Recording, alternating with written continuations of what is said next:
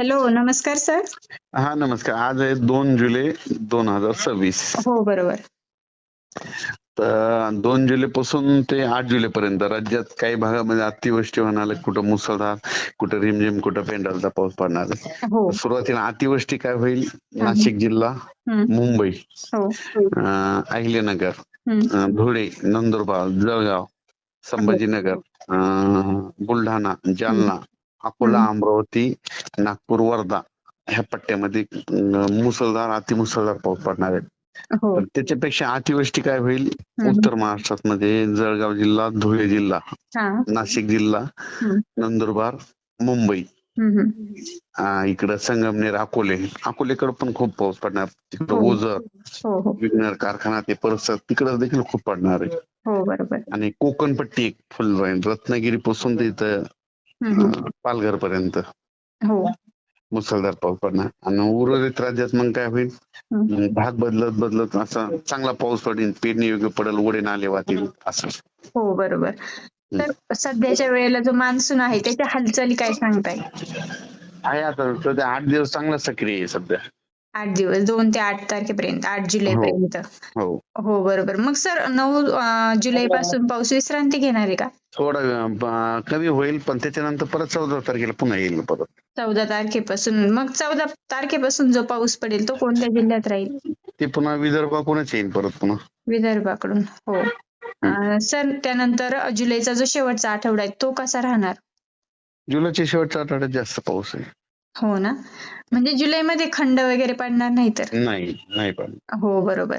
आणि सर 2026 मधील जो जुलै महिना आहे यामध्ये धरणांना पाणी येईल का? म्हणजे धरण हो. आता उद्याच्या याच्यातच काय होईल? हां.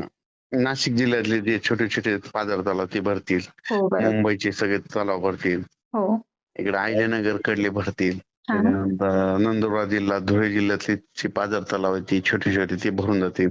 हो, हो, बरोबर. जळगाव जिल्ह्यातले भरतील. हं, हं. इकडे संभाजीनगर कडले भरतील. हो, बरोबर. आणि इकडे अमरावती, अकोला, बुलढाणा तिकडले बी छोटे छोटे जे आहेत ना, हो. 1-1, 2-2 टीएमसी ते भरून जातील. हो, बरोबर. आणि जायकवाडी धरण, कोयना धरण. गोदावरी नदीला मात्र पूर येईल इकडं. हो का? नाशिककडं. हो, हो, हो. म्हणजे त्या भागात नाशिककडे गोदावरीला पूर येईल. हो. त्या भागात अतिवृष्टीसारखा पाऊस होणार आहे तर. हो. हो, बरोबर. सर तुम्ही जसं सांगितलं होतं मागच्या रेकॉर्डिंगमध्ये अगदी त्याप्रमाणे आपल्याला ढगाळ परिस्थिती पाहायला भेटते सध्याच्या स्थितीला. हं.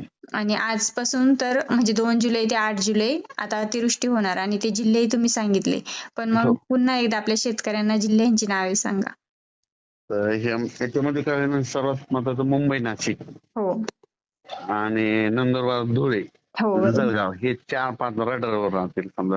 हो. जास्त पाऊस होईल. त्याच्यानंतर अहिल्यानगर, अकोले, संगमनेर हां. हे देखील खूप पडन पाऊस, अतिवृष्टी होईल. हो, मग बरोबर. इकडे धुळे, जळगाव जिल्हा, हं. बुलढाणा, हो. त्याच्यानंतर अहिल्यानगर, संभाजीनगर, हो. जालना जिल्हा, हं, हं.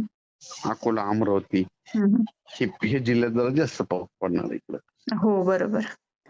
आणि उर्वरित राज्यात मात्र काय होईल? मग असंच पडेल, पेंडॉल कुठं रिमझिम, कुठं वड्याला पाणी येईल, असं काही तसं काही भागात देखील होईल. पुन्हा इकडे पाथर्डीकडे देखील होईल. हो, हो. बारामती ते परिसर.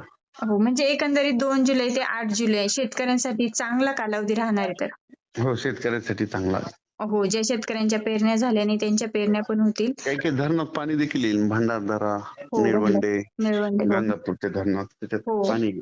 भंडारदऱ्याच्या पाणी पातळीत वाढ पण झालेली आहे सर कालच्या आणि आता बातमीत. ह्याच्यात ना जवळपास ना खूप लेवलच्या 80%च्या पुढे जाईल एखाद्या. हो ना. म्हणजे या 2 ते 8 जुलै दरम्यान. हो.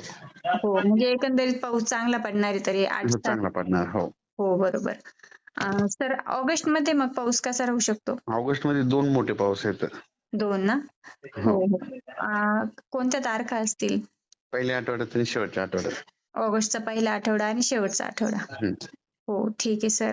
आपल्या शेतकऱ्यांना योग्य आणि डिटेल माहिती देता तुम्ही त्याबद्दल धन्यवाद. धन्यवाद.